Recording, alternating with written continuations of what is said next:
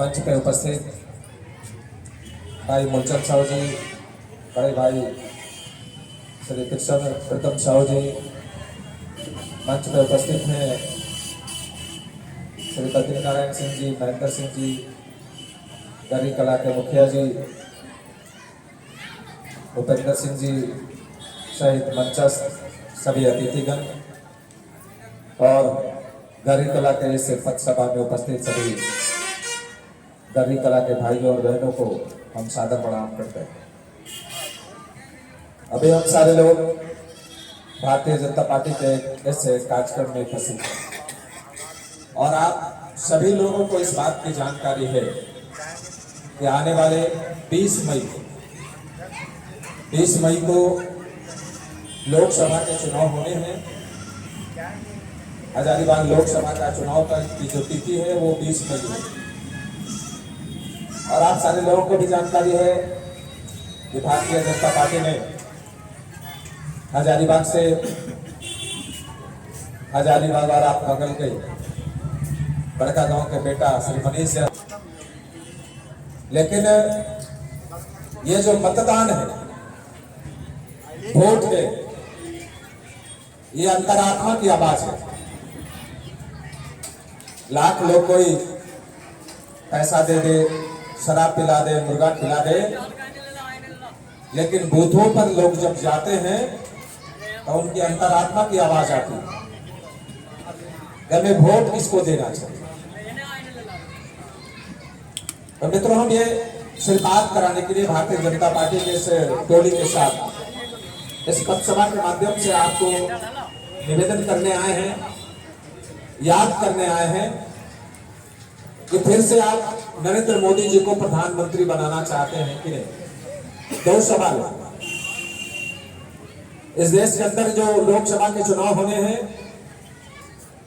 उसमें प्रधानमंत्री के लिए दो चेहरे हैं आपके पास। एक नरेंद्र मोदी जी हैं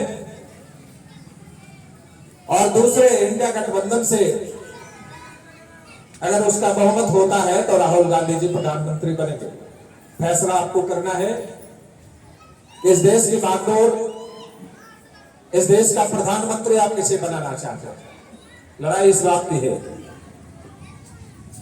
इसलिए मित्रों, हम आपको याद कराने आए हैं इस देश को आजाद हुए 1947 के बाद लगभग 60 वर्षों तक कांग्रेस का राजपाट रहा इस देश के ऊपर। 60 साल, 10 साल अभी नरेंद्र मोदी जी हैं और 5 साल लगभग अटल बिहारी वाजपेयी जी इस देश के प्रधानमंत्री रहे। तो इन 60 सालों का जो लेखा जोखा है, यानी 60 सालों में कांग्रेस ने आपके लिए या फिर कांग्रेस ने इस देश के लिए क्या किया, और इन 10 सालों में नरेंद्र मोदी जी ने आपके लिए और इस देश के लिए क्या किया, इस बात की तुलना आपको करनी है। और अगर आप इस बात की तुलना करने में सफल हो जाते हैं तो आपकी अंतरात्मा बोलेगी कि इन 10 सालों में नरेंद्र मोदी जी ने जो काम किया, ये 10 साल बना 60 साल अगर आप देखेंगे तो 60 साल पर 10 साल भारी नजर आता है। ये हम आपको बताने आए हैं, आपको जज करना है, आपको फैसला करना है कि आप इस देश का प्रधानमंत्री तीसरी बार किसे बनाना चाहते हैं। इसलिए मित्रों, हम आपको अपने इस पथसभा के माध्यम से याद कराने आए हैं। 10 सालों में नरेंद्र भाई मोदी प्रधानमंत्री बनने के बाद जो खासकर गरीबों के लिए जो योजनाएं चली, गांव गरीब जो गांव में रहने वाले हमारे देश के वासी हैं, इनके लिए जो मोदी जी ने किया, इन बातों की चर्चा हम आपके बीच करने आए हैं। छोटी छोटी जो योजनाएं इन 10 सालों में चली, जैसे आपको छोटी छोटी योजनाओं की जब चर्चा करेंगे तो उज्ज्वला योजना से हम शुरुआत करते हैं।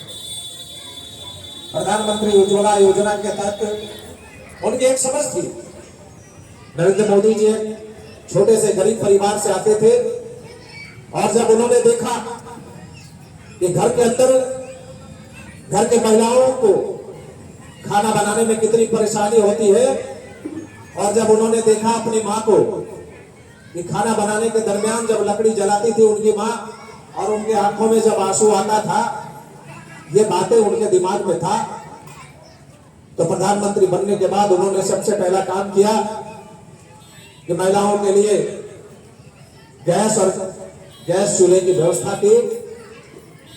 और अभी आपके बीच जो है बहुत सारे लोग हैं, महिलाएं हैं, उनको गैस चूल्हा और गैस का वितरण किया गया, उनको दिया गया। ये उनकी सोच थी।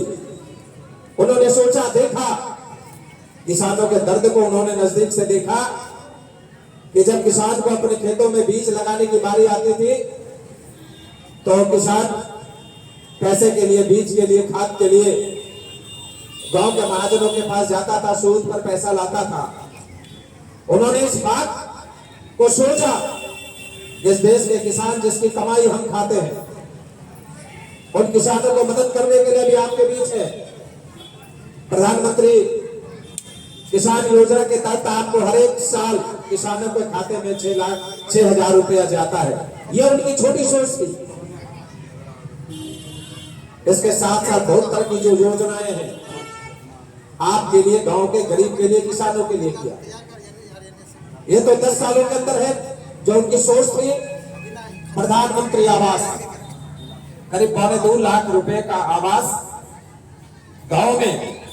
उन्होंने कहा कि 24 तक कोई भी इस देश के अंदर हम कच्चा मकान नहीं रहने देंगे। उनका यह संकल्प था। बड़ी तेजी से गांव के अंदर आवास बनने की प्रक्रिया शुरू हुई। यह इन 10 सालों का करामात है, मोदी जी का करामात है। यह इन बातों की छोटी सी चर्चा कर रहे हैं, समय नहीं है। लेकिन इसके साथ साथ अगर पूरी दुनिया के अंदर आप देखेंगे तो 10 सालों के अंदर नरेंद्र मोदी जी जब प्रधानमंत्री बने तो अभी आप देखते हैं कि आगे आगे प्रधानमंत्री जी चलते हैं और उनके पीछे देश के दूसरे प्रधानमंत्रियों का काफिला होता है। यह देखकर अपना सीना चौड़ा हो जाता है। लेकिन 10 सालों के पहले जो कांग्रेस पार्टी के जो मुख्यमंत्री, प्रधानमंत्री रहे हैं इस देश के अंदर, उनकी हालत हम लोगों ने देखी है। किसी टूवर बच्चे की तरह वो पीछे चलते थे और उस देश का सेनाध्यक्ष आगे चलता था। यह इस देश का दुर्भाग्य था। लेकिन इन 10 सालों में नरेंद्र मोदी ने इस बात को दिखाया कि भारत भी एक शक्ति है, इंडिया भी एक शक्ति है। पूरी दुनिया के अंदर हम एक महाशक्ति के रूप में उभरेंगे।